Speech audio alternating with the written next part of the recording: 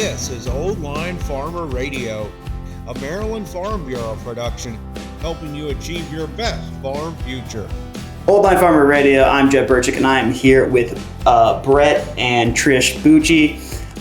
We are here in Wicomico County, and they are a first-generation broiler chicken farm, plus a little side projects that we'll discuss later. But you guys spoke at our convention this year with Farm Credit about your journey as first-generation farmers.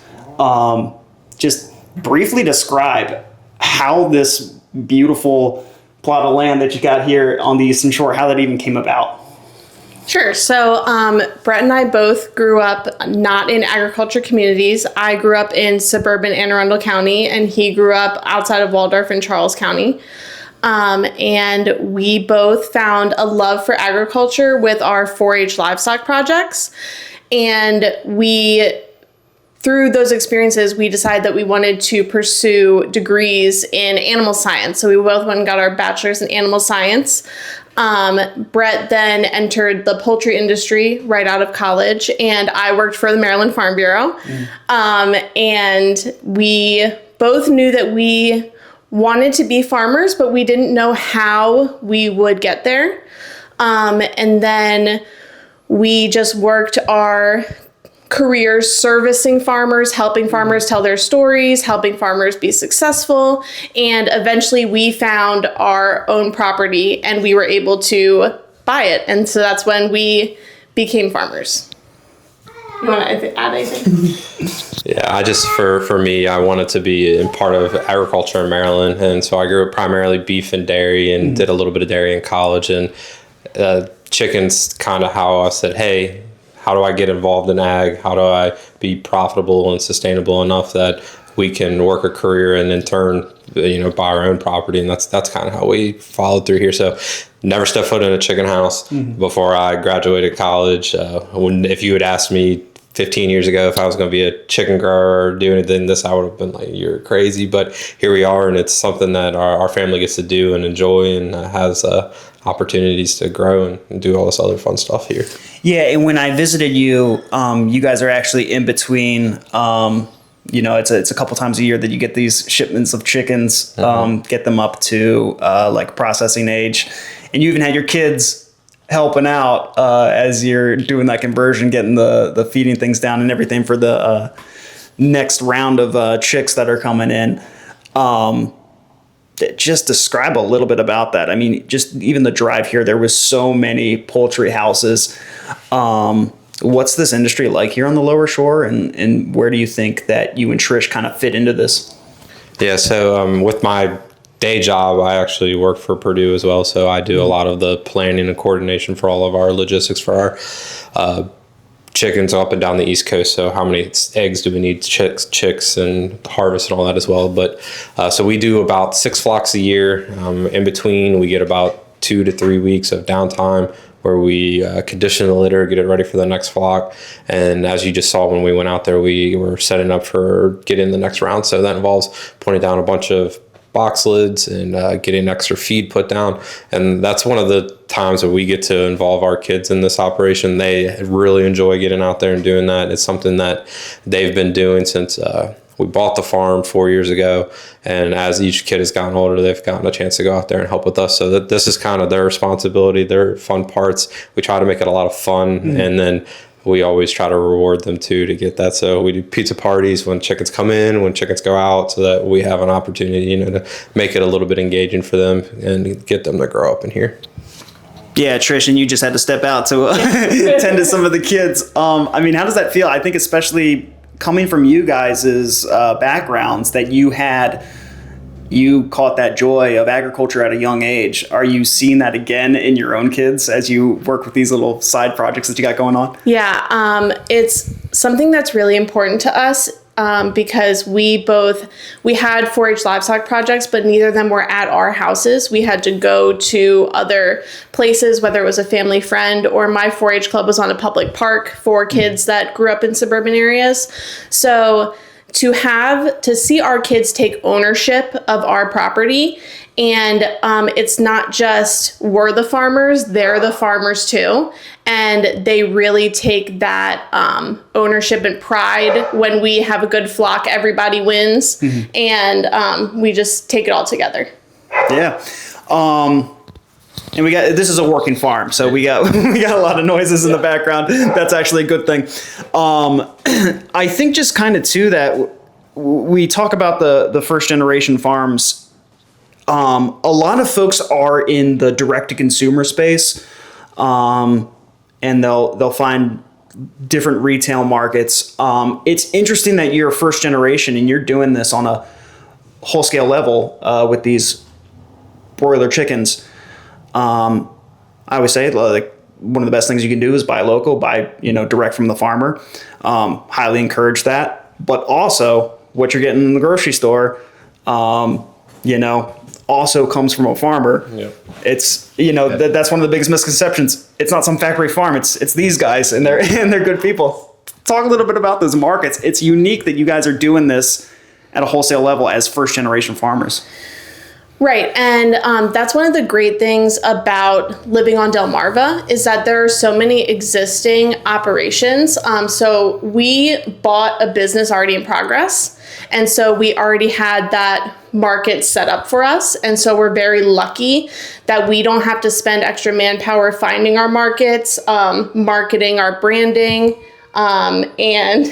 Sorry. All right, it's Dad's turn now. But that doesn't mean that we're not connected to the consumer.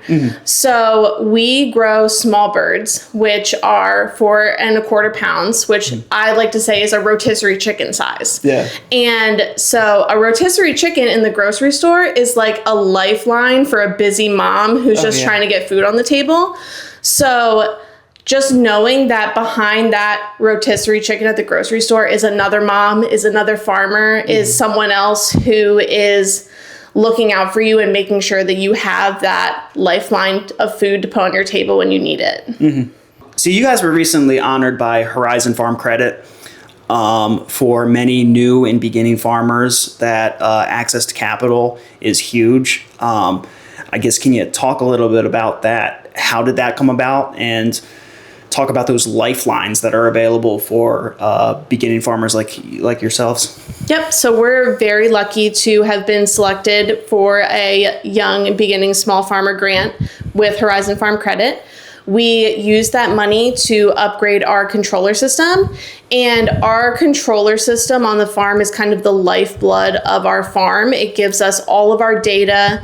It controls our fans. It controls our temperature outputs. It tracks our water consumption. So upgrading to the most recent model gave us a lot of additional control of the environment in the chicken house, and the environment that the chickens live in is the number one thing that drives performance. Yeah. So with that grant, we were able to upgrade our system, but we also were able to now view our controller system from our phones, which is huge for us to be able to understand what an alarm is before we actually reach the alarm system. It helps us to gauge how things are moving, if we need to go out there and check on something, if something just doesn't look quite right. And it really helps us to be better growers. Yeah, just overall, I mean, Horizon and the farm credit systems have a great program put in place. There's also different opportunities out there. We didn't use it, but FSA and Marbitco is definitely two awesome resources that are available that if you want to get in and have an opportunity, it's a great place to look. Fortunately, we were here and got to get to without having the need for some of that, but all those opportunities exist out there for other people. Yeah, well said. Well, we're wrapping up here shortly. Just kind of the last question. You guys have managed to be very successful, and your story is so inspirational as first-generation farmers. What's your advice to kind of younger folks that do want to get into this industry, but they just might not necessarily know how? what would you say to that new beginning farmer or even just someone that's interested in agriculture? Yeah, be patient. Go learn as much as you can about the operation so that when you get a chance to do it, you can be successful. And it takes time. Yeah, I would say be curious and be flexible with the type of operation. We never saw ourselves as poultry growers growing up. I was a suburban kid from Anne Arundel County, and now I introduce myself. I say, "Oh, I'm a chicken grower on the lower shore." Right. Like, who's she? You know? And so just be curious and get to know all of the different types of agriculture around you. Get to know the different options that you have, because when an opportunity comes, you want to be ready. So making sure that you stay lean with your finances, that you're always preparing for that what if, because when it comes and when you find the perfect spot, you'll know. Yeah, and I'd be remiss if I didn't also plug, the Young Farmers and Ranchers program through Maryland Farm Bureau, and I know both of you were intimately involved in that as well. Yep. We love being involved with the Farm Bureau, obviously. I've been involved with Farm Bureau since I was 16, so a very long time. And being the field rep at Maryland Farm Bureau for Central Southern Maryland and for the Eastern Shore, I've seen a lot of county farm bureaus. I've seen a lot of good that Farm Bureau's done, and I can't speak more to being involved in your local county. There's sometimes a lot of they're just come here's to the shore, but our local community has supported us so much since we moved here. And wherever you decide to plant your roots, if you join your Farm Bureau and you get to know your neighbors, then you're going to have a great community and you're going to have a lot of success. Very well said. That's one of the biggest benefits of an organization like Farm Bureau is that networking, that community of farmers.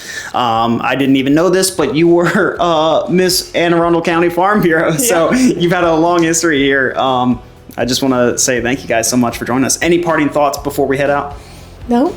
You guys are busy, so I'll let you get back to parenting and farming. Bret and Trish Bucci, thank you so much for joining us. Thank you. Thank you.